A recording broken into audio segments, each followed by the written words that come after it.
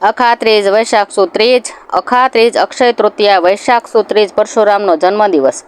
આજે કલિયુગનો પ્રારંભ થયો હતો. આજે સ્નાન, દાન અને પિતૃતર્પણ કરવાથી મહાન પુણ્યની પ્રાપ્તિ થાય છે. પ્રાચીન સમયમાં પ્રિયવંદા નામે એક નિર્ધન વણિક હતો.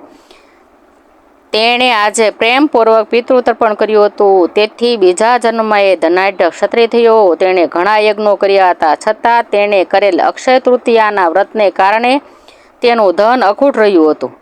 વૈશાખ સુદ ત્રીજનું વ્રત કરે છે તેને ક્ષય ડરાવી શકતો નથી કે પાસે આવી શકતો નથી. માનસિક, શારીરિક, કૌટુંબિક અને આર્થિક કોઈ પણ પ્રકારનો ક્ષય દૂર રહે છે. એટલે અક્ષય તીર્થઘટન યથોચિત છે. દાનનો મહિમા આ વ્રતના વિશેષ છે. જે દે તેને વૈશાખી ત્રીજ દે. જપ, હોમ, હવન સાથે પિતૃતર્પણ કરે છે. જે દાન કાર્ય કર્યા હોય તેને સઘળા અક્ષય કહે છે અને ઐતિક સુખની પ્રાપ્તિ થાય છે. ઐશિક સુખની પ્રાપ્તિ થાય છે. પરશુરામ જયંતિ અક્ષય તૃતીયા સાથે જ આ વ્રત કરવાથી સર્વ પાપમાંથી મુક્ત મળે છે ને જીવાત્મા મોક્ષ ગતિને પામે છે. કાયિક, વાચિક, માનસિક પાપો જાણે અજાણે થઈ ગયા હોય, તેને બ્રહ્મહત્યા જેવું પાપ થઈ ગયું હોય તે પણ તેમાંથી મુક્તિ થવાય છે.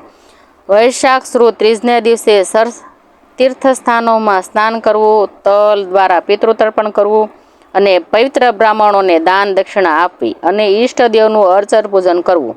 અક્ષય તૃતીયાનું વ્રત કરનાર વ્રતધારી સર્વ પાપોમાંથી મુક્ત થાય છે. બ્રહ્મભોજન કરાવવાથી વ્રતિના સર્વ પાપો નષ્ટ થાય છે અને તેમાં શંકાને સ્થાન નથી.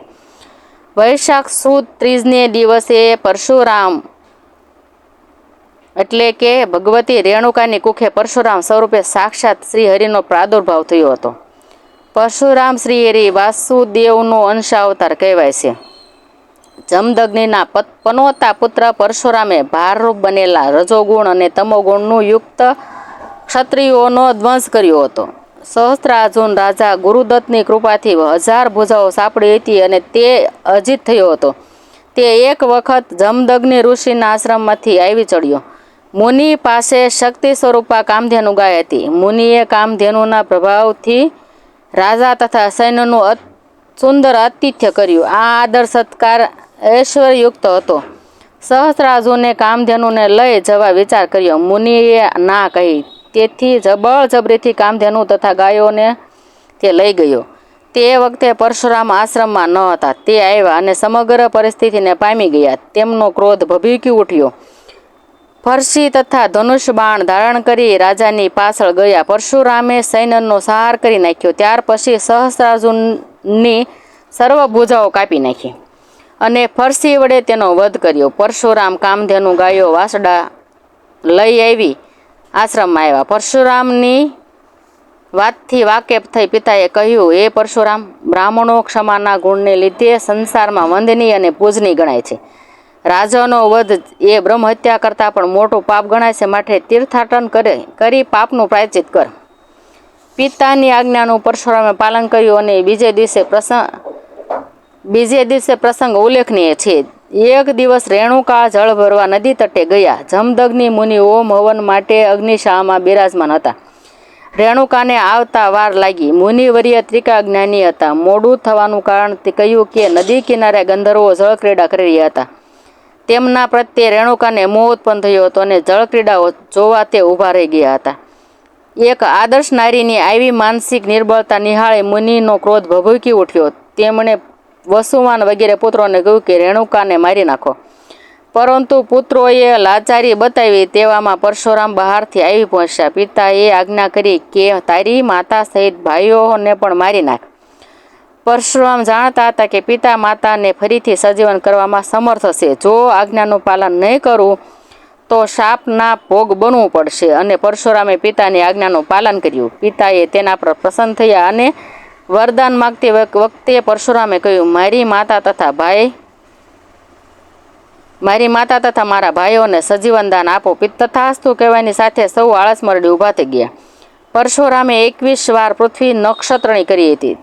તેનું કારણ એ છે કે તે વખત સહસ્ત્રાર્જુનના પુત્રો વૈરભાવે આશ્રમમાં આવ્યા અને જમદગ્નિનું મસ્તક કાપી લઈ ગયા. રેણુકાની વ્યાકુળતાથી પરશુરામ વ્યસ્ત વ્યથિત થયા. કહેવાય છે કે સતી રેણુકાએ પતિ પાછળ 21 વાર છાતી ફૂટી હતી. તેથી પરશુરામે 21 વખત પૃથ્વી નક્ષત્રી કરી હતી. ક્રોધિત પરશુરામે સહસ્ત્રાર્જુન સર્વ પુત્રોને મારી નાખ્યા અને ક્ષત્રિયોનો પણ સંહાર કર્યો. પરશુરામે પિતાનું મસ્તક કાપી દેહ સાથે સંલગ્ન કરી યજ્ઞ કર્યો અને સરસ્વતી નદીમાં સ્નાન કરી પાપમાંથી મુક્ત થયા અને મુનિવરે સંકલ્પમય શરીર પ્રાપ્ત થયું હતું. આ પવિત્ર અને આકાશમાંથી સપ્તર્ષિ મંડળમાં 7મા ઋષિ તરીકે સ્થિર થાય છે અને પરશુરામે સમગ્ર ઉગ્રતા અવતાર અને પરશુરામનો અર્શાવતાર ગણાય છે. આ દિવસે પરશુરામ ભગવાનનું પ્રાગટ્ય થયું હતું. તેથી આ વ્રતનો મહિમા ઘણો છે. પ્રાતઃકાળે સ્નાન કરવાની વિધિ પ્રાતઃકાળે સ્નાન વિધિથી પરવારી પોતાના ઈષ્ટદેવનું અર્ચન પૂજન કરવું, ભગવાન વિષ્ણુનું જવ વગેરેથી પૂજન કરવું, હોમ હવન કરી બ્રાહ્મણોને ભોજન કરાવવું અને દાન દક્ષિણા આપી તેમને સંતૃપ્ત કરવા. વ્રતધારીએ ઉપવાસ કરવો અથવા જવનું તેકવાર ભોજન કરવું. આ દિવસે કુંભના દાનનો મહિમા મોટો છે. તદુપરાંત અન્નદાન, ઘઉં, જવ, ચોખા, ચણા, કઠોળનું દાન કરવું. ગ્રીષ્મ ઋતુમાં જે અન્ન ઉત્પન્ન થયું હોય તેનું દાન ઉત્તમ ગણાય છે.